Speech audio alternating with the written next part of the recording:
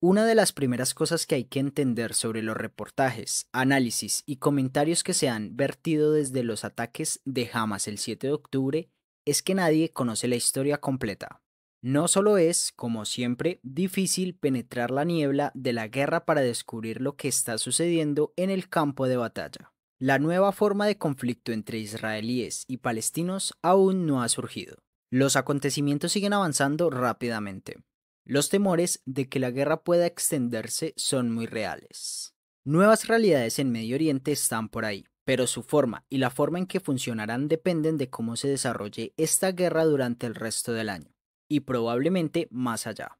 Número 1. Una certeza es que los israelíes apoyan la campaña militar para acabar con el poder en Gaza de Hamas y su socio menor, la Yihad Islámica.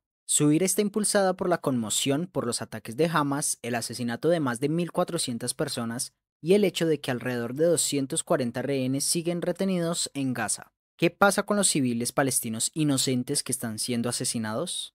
Desafortunadamente, esto está sucediendo. Vivimos en un vecindario difícil y necesitamos sobrevivir. Tenemos que ser duros, no tenemos otra opción, dice un habitante. Muchos israelíes se hacen eco de su opinión de que las muertes de civiles palestinos son desafortunadas, pero están siendo asesinadas debido a las acciones de Hamas. Número 2. También está claro que el ataque de Israel a Hamas está provocando un terrible derramamiento de sangre.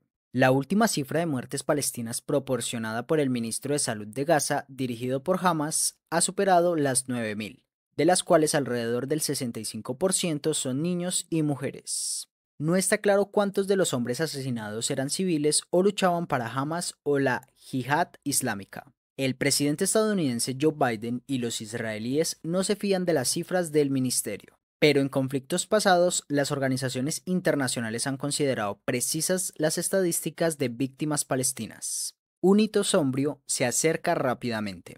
Las Naciones Unidas dicen que alrededor de 9.700 civiles han muerto en Ucrania desde la invasión rusa a gran escala hace 21 meses. Algunos de los palestinos muertos habrían sido parte de Hamas. Pero incluso si esa proporción llega al 10%, lo cual es poco probable, significa que Israel está en camino de haber matado a tantos civiles palestinos en poco más de un mes como Rusia ha matado en Ucrania desde febrero de 2022.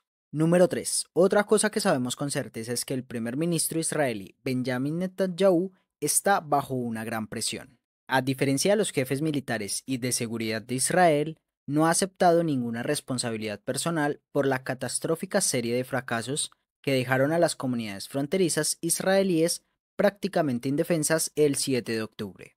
El pasado domingo 29 de octubre causó revuelo cuando publicó un tuit culpando a los servicios de inteligencia.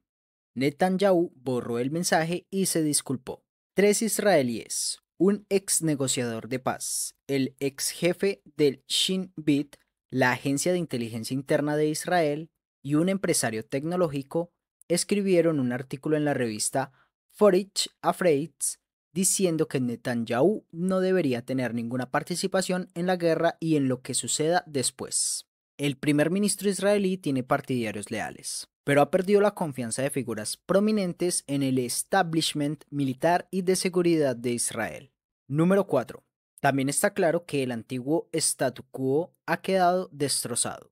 Era desagradable y peligroso, pero parecía tener una cierta estabilidad sombriamente familiar. Desde el final del último levantamiento palestino, alrededor de 2005, ha surgido un patrón que Netanyahu creía que podría mantener indefinidamente.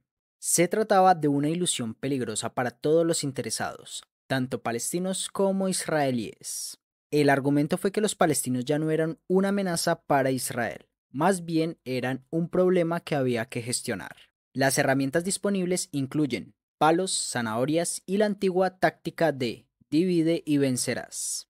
Netanyahu, que ha sido primer ministro la mayor parte del tiempo desde 2009, después de un periodo anterior entre 1996 y 1999, ha argumentado consistentemente que Israel no tiene un socio para la paz.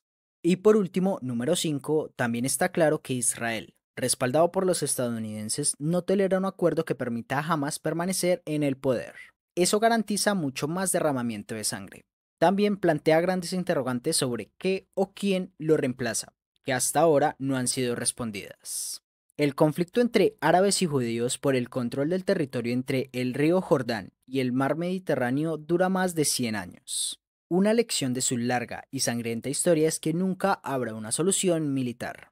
En la década de 1990 se estableció el proceso de paz de Oslo para intentar poner fin al conflicto mediante el establecimiento de un Estado palestino con el capital en Jerusalén Este junto a Israel. El último intento de revivirlo, después de años de negociaciones intermitentes, ocurrió durante la administración de Obama. Fracasó hace una década y desde entonces se ha permitido que el conflicto se agrave. Como han dicho el presidente Biden y muchos otros, la única posibilidad posible de evitar más guerras es establecer un Estado palestino junto a Israel. Eso no será posible con los líderes actuales de ninguno de los lados. Los extremistas, tanto israelíes como palestinos, harían todo lo posible para frustrar la idea, como lo han hecho desde los años 1990.